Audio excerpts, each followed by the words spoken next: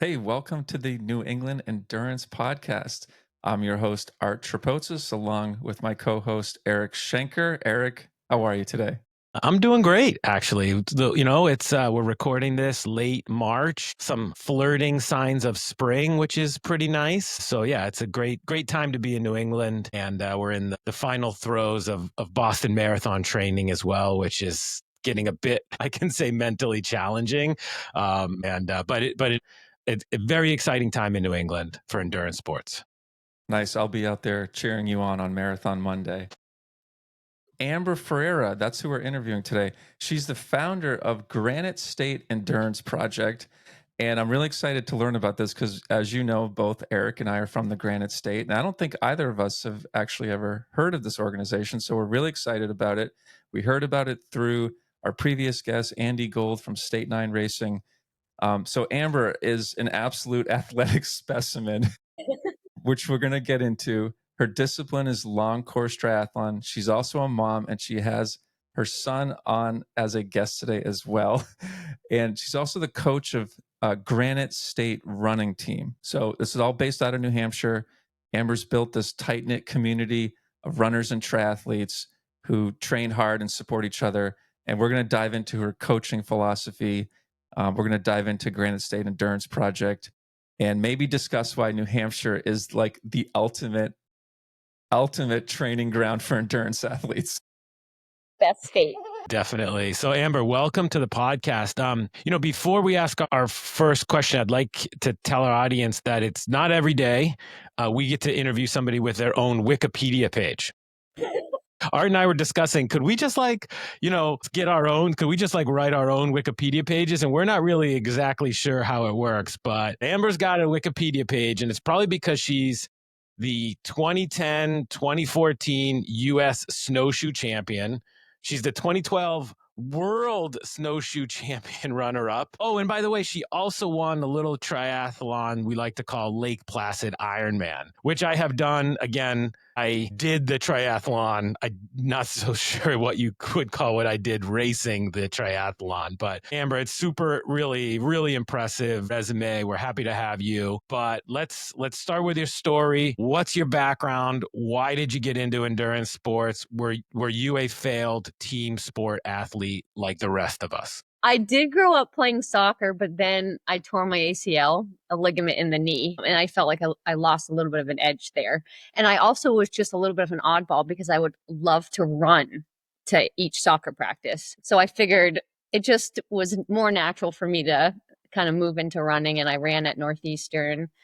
And then just really enjoyed the running community. Were you a track runner or cross country runner or all the above? Yeah, I ran cross country, indoor, and outdoor track at Northeastern. Yeah, yeah, Great. That's awesome. yeah. So, were you a pro at one point? Do you still race So professionally? I'm laughing because that came up. I do still race. Well, I will still race professionally this year. It might be one of my last years racing pro because it's getting kind of hard with the kids, and I really just can't do like a full competitive, the circuit anymore. At one point, I think it was 2014, I raced 5 full Ironmen and like another 3 or 4 half Ironmen to be competitive on the pro circuit. And that's just between the travel and the training, it's gotten to be a lot. But yeah. So I honestly, I think I will do a few more races as a pro, and then maybe move to age group. I think the philosophy racing pro is I just wanted to be in a category that really pushed me. Yeah. Even if I was getting my butt kicked, I felt like I was getting more out of myself. So yeah. Nice. That's incredible. We're going to find out how you balance work, family, and fitness a bit later. But, looking back, and someone can Google you and find your Wikipedia page, but looking at your long list of races that you've done and performed so well, like what was your most challenging event that you completed? The most challenging event. That is a very hard question because, I raced Kona with the Ironman, and I feel like the logistics and the temperature there, and that was also my 5th Ironman in the year. So that was brutal. I think actually one of my proudest and then hardest ones was I crashed at Placid, crashed on the bike in 2016. So On the later on the ran out. downhill, or where did you No, crash? I came right through town. So it was a race where there was only a female field. So there wasn't like a lot of traffic up front. And a spectator went to cross the road and I Oh, crashed head on. But just because of the crazy point system and I was trying to get to Kona, my only chance was to race another Ironman 3 weeks later. And that was Ironman Tremblant. I still had like road rash on me, but I was like, I'm just gonna go for it. I didn't break anything. And I was like in a podium position, and then ended up fourth, which is like the story of wow. my life. Yeah. But yeah, I think mentally that was super challenging because I mean, I still had road rash and I'm coming off a big crash and I was just like a little bit scared on the downhill. So yeah, like did it. Oh, that's great. That's a great story. I mean, not a great story, but an interesting adversity story that you had to challenge. And I think we all have some road rash badges of honor on our bodies if you ride long enough, right? Yep. Exactly. It just naturally something there. So, all right, let's change gears a little bit. Very bad pun. Tell us a little bit about the Granite State Endurance Project. Like, what is it? What inspired you to create it? How did it all begin? I'm gonna take Ollie out of his chair right now. Sorry. Please. Go for it. He's covered in food, so This this is is his our first interview. here we go. He's got the genes, right, to be a future athlete. So we can say we had him. He also was repping the GSEP shirt. Yeah, we had him on the Nice. podcast first if anybody asks. So Granite State Endurance Project is really my passion. I am a physical therapist and I'm passionate about that, but I am like super uber passionate about coaching and just like bringing the community together. So it's a group of triathletes and we have master swims. We do a couple times a week. We just finished up an indoor bike studio. So I rent a space from October to end of March where we get together on trainers. It's just Well, that's a great idea. he's all together in the winter. I know Andy's awesome and he rides outside all winter. I'm like, oh my gosh, I'm not doing that. So, and this is great too because everyone's pedaling at different watts and different heart rates, but they're together. So that's really fun. And then I'll usually host a training camp up at Lake Placid once a year just to get the group energized about racing there and then do some other fun running events as well. So how many, like how what's the scale and size of the group, right? Granite State Endurance Project, a group of triathletes, or is it all different disciplines? And how many folks are on the team or in the project? So there's 190 athletes on the email list. I would say it's a majority is triathletes, but I have a bunch of ultra runners that are ripping it up right now, and then a bunch of pure runners as well. A couple runners doing the Boston Marathon. So really, it's just like I liked the name Granite State Endurance Project because it kind of encompassed like any kind of endurance event. There's also long distance swimmers too. So it's fun. I love that name, actually. Thank you. Yeah, we love it. Thank you. So does all of you. So what makes GSEP kind of unique compared to, I guess, other clubs? Sounds like you're multidisciplinary, so that's probably one thing. Yeah. I don't know. Good question. We have a lot of fun. I like to just encourage like all ability levels. We have, a good amount of talent at the top end, but honestly, like I really try to encourage like anyone that wants to join, even if you're just first starting out. I think we have a super supportive core group and yeah, I mean, we know, right? We love athletics for a variety of reasons, but it's when it comes down to it, it is about like community and supporting each other. And yeah. Are you kind of located all in that Concord area, or are people spread out all over New Hampshire? Mainly Concord and the surrounding towns. I've got some athletes out in Michigan and Rhode Island that rep the Granite State Endurance Project, so that's kind of fun. That's cool. Yeah, in Pennsylvania too. So, but yeah, for the majority is Concord.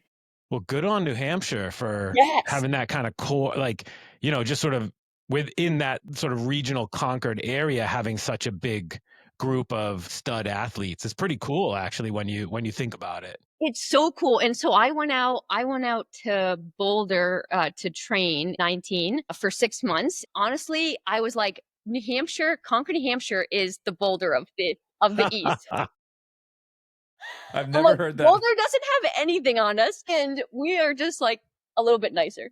Dude, Amber, like I'm gonna punctuate that. I was in Boulder last week. Okay. I was in Boulder last week, a little bit of work, a little bit of play, visiting my daughter. And I was gonna mention it to Art because we have this big thing about you gotta wave. We're just all about you gotta wave. And I did a pretty serious run around the Flatirons one morning and got no waves, right? Even as I'm waving. And so when I get really aggressive, like if somebody doesn't wave, I say, good morning. Like I give them a really aggressive, and you know what? It's probably because I was wearing a shirt and didn't have a mustache. So that's probably why people knew I was not a local. So I was kind of down on Boulder, and I agree with what you say. I'm not going to maybe narrow it down to Concord perhaps, but I'm going to say New Hampshire is better than Colorado. We'll just make that a statement. New Hampshire is better than Colorado. So Yeah, and I don't mean to hate on any, state, we but do all the time. It's no problem. but it is like we do take it seriously, but we also have a ton of fun, and we encourage, and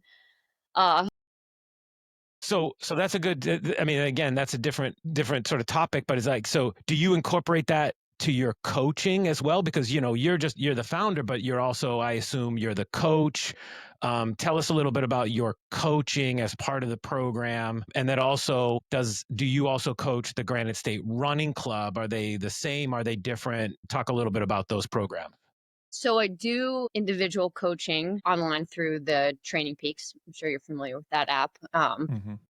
And then I'll lead, a bunch of the like runs and bikes and swims that we have throughout the year. And then the Granite State racing team, that's actually been a team that's been around since, I don't want to misspeak, but I think like the 80s. And it's every Wow. Tuesday we do a track workout from April. Historically, but it's been April through October, and I'm the coach of that.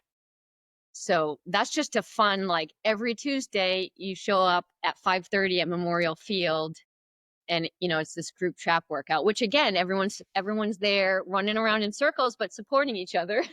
Is it a Grand Prix? Do you guys compete in the Grand Prix? We decided this year to do the car series. I think historically they have done Grand Prix, but that's tough for people because that's a lot of traveling. Yeah. We've What is the interviewed car series? we've interviewed a number of clubs that I think are very focused on the Grand Prix. But yeah, what is what did you say? Cars is the Capital Area Race Series, so it's just like I'm pretty sure 8 or 9 races that are relatively local, so it's just a little bit easier for the club to get to. Yeah. So as a pro athlete, how has that shaped the way you're building community and the way you're coaching? For example, so as a pro triathlete, you're doing, I'm guessing, maybe 15 to 20 hours a week of training. Well, so spoiler alert. So I'm also a physical therapist, but when I'm not at work, because I work 20 hours a week as a physical therapist, when I'm not at work, I'm with my kids, so I kind of have to piecemeal these workouts together. So I am maxing out at 12 to 13 hours right now, which Okay. honestly, it's low volume. Yes, for sure. Because I plan on racing Placid, but it's working for me right now. And a lot of it, again, I'm doing some workouts with my athletes. I'm leading the bike workouts at the studio in the winter. So I'm doing like a lot of my training is in a group form. Yeah. Yeah. No, that's actually encouraging to hear because, you think about the formula to be able to do an Ironman is all these crazy hours. And if you can actually get by, let's say with, 10 hours or 12 hours, what you're saying, like that's encouraging to the amateur athletes out there. Yeah. And there is a critical volume that you need to meet. And I am on the low end of that, but I think there's a tipping point, right? Like if you think you have to do 20 hours and you just can't absorb it, that's not going to help you in the end. So Yep. there's and you can't absorb it as a family either, right? Exactly. So I think that's I would say, Art, I'm going to plug Art, but he wrote a book about balancing family, work, and fitness. And I think Ironman is sort of I'll have to read that. It's like you sit down at the dinner table and you gotta say, "Hey, honey, I'm thinking about doing an Ironman. Are we all gonna be on? Are we board with that?" So Exactly. And actually, Ryan's going to listen to this podcast when it's done and be like, Amber, you're racing classes. yeah, we can edit that out if you want. You're in trouble. My birthday is at the end of the month, and that was my, I'm going to be like, hey, Ryan, this is my birthday gift. Well, so with all the different type of athletes that you're, working with triathletes, you're working with runners, I guess you're working with snowshoers, maybe Nordic skiers, all under one umbrella. How are you able to balance workouts for all of those different athletes? That sounds really complex to me, I guess is what I'm saying. I mean, on the general philosophy of like really getting to know the athlete and know what like makes them tick. And my philosophy for coaching is like the 80-20 endurance, 80% is aerobic. And then I have workouts that I really believe in, but I have athletes that hate those workouts. So it's like, well, Give us one. We love this stuff, Amber. So like, give us one of those workouts. yeah, one of the workouts that the athletes hate.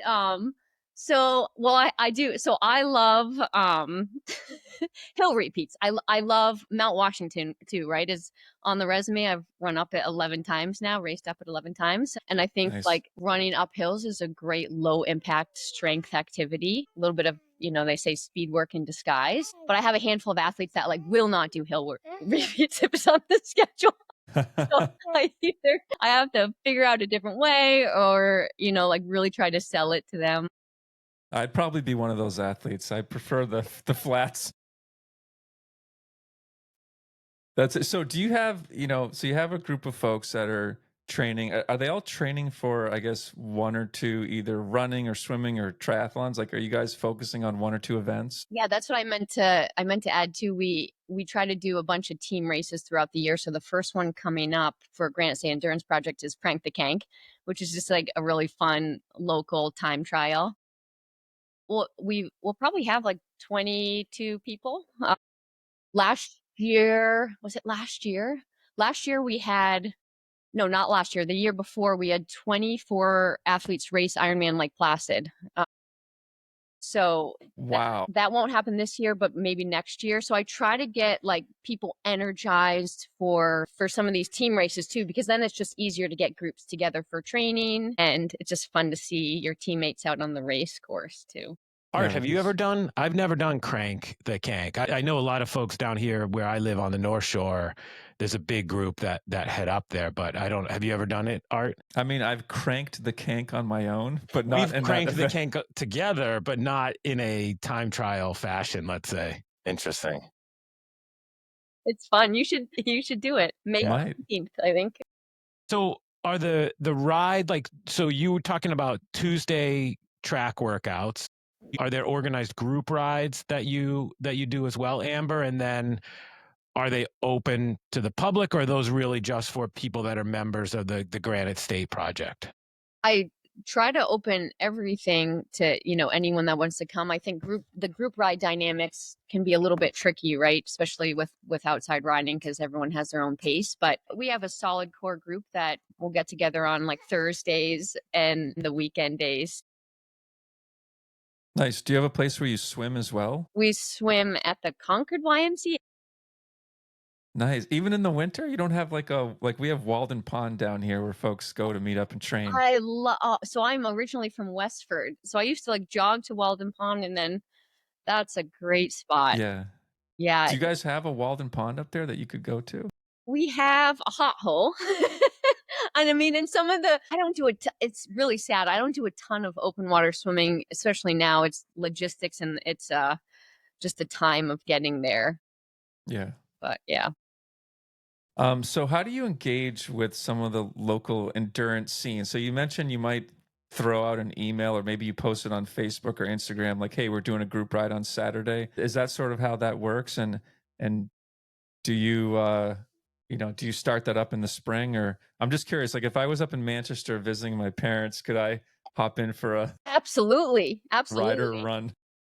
So I'll send it out via the email list, and then we have sort of a local like core group. So I'll also do a follow up with a text, and then we have an Instagram and a Facebook group. So lots of Amber spam coming at you. Understand? Okay. So we could go online, sign up for the email, kind of no commitment, so to speak, and just start getting emails and understand when you're out there Yeah, putting absolutely. training blocks together.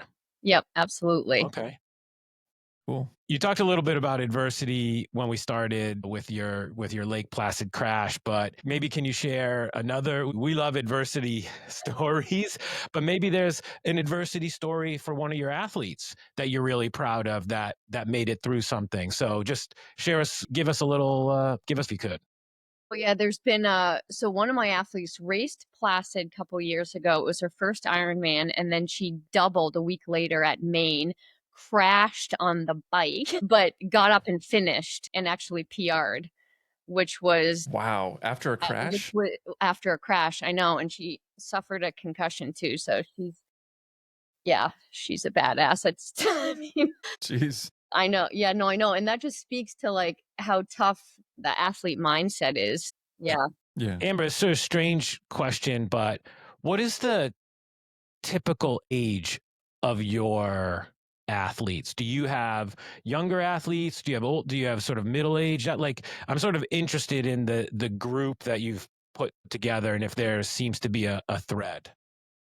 So I won't, I want everyone to feel welcomed, but I won't do any individual coaching for under 18. And the group is, I would say, average age. I'll have to get like the actual stats, but like between 30 and 50.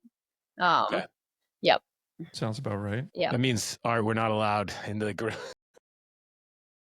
No, and there's athletes that are on other ends of spectrum, but it's We have established scientifically that the men's 50 to 60 age group is the most competitive in all age groups. And once we transcend to the next age group, that will then become the most competitive. But I can't remember who it was that we spoke to, but they actually validated that in some reason because of our formidable endurance years were the Lance Armstrong kind of years. And we've all sort of aged along with that age group just continues to get older but stays equally competitive. So a little bit of tongue in cheek, but there's some seriousness to it, and I'd imagine it's on the same as on the women's side because we interviewed Karen Smyers and same thing. It just people keep getting older and more competitive.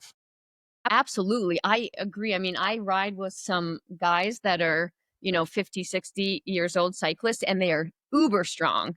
And that is such a competitive age bracket for sure. Yeah. It's actually really cool to see, because I feel like it's like too many people count themselves out after 40. I'm like, it's not like our cells just implode, right? Exactly. You just got to keep training. So, hey, we glossed over a little bit about something that was a big part of your life. Do you still participate in, or is there still a snowshoe running scene in New England? Yeah. So the past couple winters, just because there's been a lack of snow, have been tough. But I have done the snowshoe to the clouds up Washington, and then Tom and Ellen Raffio put on a local series, which is Snow or No We Go. So if there's no snow, it turns into a trail race, which is great. So hopefully we get some solid winners back and like some of those local series pop up again. Yeah, that's interesting. I mean, I was doing some research on you, and it sounds like in one of your snowshoe ultra marathon events, like in the middle of a snowstorm, some epic thing that happened to you back then. I did way back. Way back. I did a marathon on snowshoes. That was like 2008. Yeah. That was, yes. Wow. I totally forgot about that. So that was like, I just learned about the sport. I did one race in like hiking snowshoes and I was like, oh, this is fun. And then I forget where I'll have to go Googling this. Then they had a race in, it might've been Vermont. That was 24 miles. I did 24 miles on snowshoes. I think it took me like all day, but. That's New England, right? I mean, that's the New England endurance scene. Somebody said, hey, do you want to do a snowshoe marathon? And you were like, yeah, that sounds like a great idea. That sounds great. That sounds great. So Amber, what's next for you? What's next for Granite State Endurance Project? Like, do you have new initiatives, or are you kind of doubling, or you want to do more of what you're already doing? Tell us a little bit about what your vision for it is in the future. I would love to grow the group and eventually do more training camps. I think that's an awesome way to connect people, and just bring some energy. And then I love the individual coaching part of it too, and leading some of those group sessions as well. I just feel like even if I'm not doing my exact training, I just feel like running or biking with the group is just more fulfilling. So hopefully the momentum continues and the group continues to grow.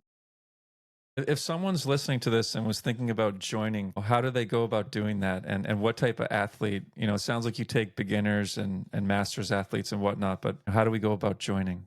You can email me. We have an Instagram page and then Facebook page, and then there's a website as well. But I'm pretty accessible via And the email. Instagram is GS Endurance Project Yep, at GS Endurance Project. yep, Okay. yep.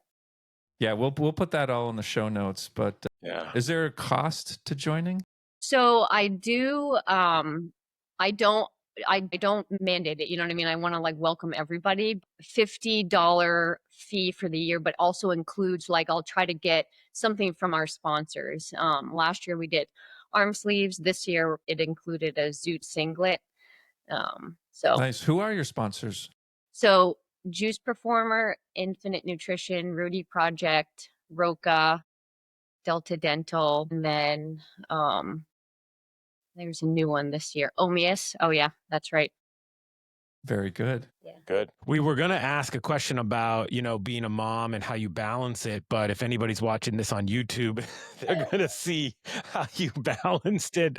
The fact that you've been walking around your house with your son, which is, I think, in and of itself, like there's no reason to answer it. I think it's absolutely perfect. And I think it's been a great addition to this podcast because this is 99.9% of the people that are listening to this have been through it or are about to go through it or are in the middle of it. So I absolutely love it. And there's no answer that you need to provide to that question.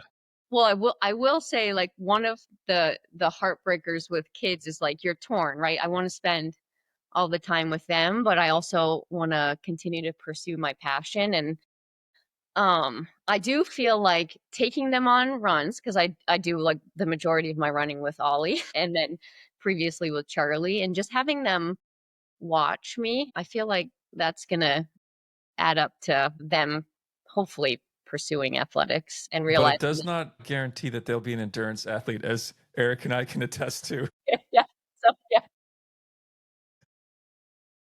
There's got to be a balance, right? Like we talked about it on a previous podcast, but my big mistake was I took all the fun out of it once they were old enough to be human powered themselves, right? I took them Nordic skiing and I was a Nordic ski racer and I sapped all the fun out of it almost immediately. And I think I did the same on the bike and running. And that was just, I think, if I had to do it all over again, those were just some lessons that I learned about, you should have brought hot chocolate, should have brought cookies, Should have brought snacks. should have made it, treasure hunt or something like that. So those are my life lessons, unfortunately. So. Yes, I like those. I will heed those. Nice. So, Amber, are there any hidden gem events or races that you could share with our audience? We always learn something new, and you've done a bunch of events. So I'm just curious what you. So I have not done this, but this is on my bucket list. Is this I think there were 6 or 7 GSEPers do it last year, maybe more than that. The Sea to Summit, isn't that one? Sea to Summit. Sea, Is that the one that starts in Portland? it starts in Maine and then it ends on the top of Washington. Yeah. Yeah, I did it when it started in Portsmouth. So it was a kayak Oh. upstream and then a bike to the Dana Place Inn and then up the Tuckerman Ravine Trails. It was the previous version of that. Oh. This was long time ago, but that is, I agree. And wow, doesn't that encapsulate New England in some way? Totally. Yeah. Oh, absolutely. That for sure is on the bucket list. And I know there's almost too many races now. That's why I'm like, well, yes, I would love to do a couple more Ironman, but there's just like so many fun local stuff as So where well. does that start now in Maine? Like, is it start in Kittery or does it I should maybe know Portland? Yeah, that. that's I something to should know look that, up. but yeah, something to look up. Yeah. And is it the same? Is it a swim or is it a kayak? Do you It's a know? swim. It's a It's a swim, swim now. and then Okay. it's and then a bike, and then the hike up Washington. Yeah, that's a great a great Nice. event. Maybe we'll And have then to have them on I the am all podcast. about the uphill. Love the uphill. So there's the race the cog too, which I don't know if you've heard about that. I've done that. Yes. Yeah. Race the cog. Oh, nice. I haven't heard of that one. But yeah, but you get it, right, Art? Like what it is that you The Cog literally are Railway? racing the cog railway up Mount Washington. And somebody, was it last year? I think somebody beat the train. It was probably Joe Gravy, Colorado. See, I don't want to. Hopefully Joe doesn't listen to this podcast because he's awesome. No, but But it was somebody beat the cog. Like I think that was it was the Joe. point. Was it either last year or this or 2 years ago? Somebody did it, right? Yeah. And I thought that was really interesting. Well, in the cog, the conductors take it very seriously. It's like, Really? yeah, they do. Oh yeah, they do. We got down last year and the train won, and they were like having a party in the train station. Oh, that's My. funny. That's such great. I'm like, it's All right. fun. Well, this is a great segue to our final question. You've raced and you've trained all over the world. It sounds like. Tell us why you agree that New England and perhaps New Hampshire in particular is the greatest endurance region of the country. So I think just circling back to what I said initially, I mean, honestly, I feel like for a smaller state, we have a huge community that's also just really uber supportive. And then we have a bunch of fun races too to pick from. And I also think terrain wise, we have the ocean and the lakes and just really good riding, cycling, and then the White Mountains. So it's like, what else do you need? Well That's said. fantastic. Well said. Thanks for joining us today. This was a really fun podcast. So we're really grateful that you joined us. You took time away from your family or sort of with your family to do this podcast. And this was a great conversation. I really enjoyed it. That Yeah. was a ton of fun. Thank you so much. Yeah, thank you, Amber. I hope I could hook up with you guys for a group ride when I'm up visiting my family in New Hampshire. Yes, absolutely.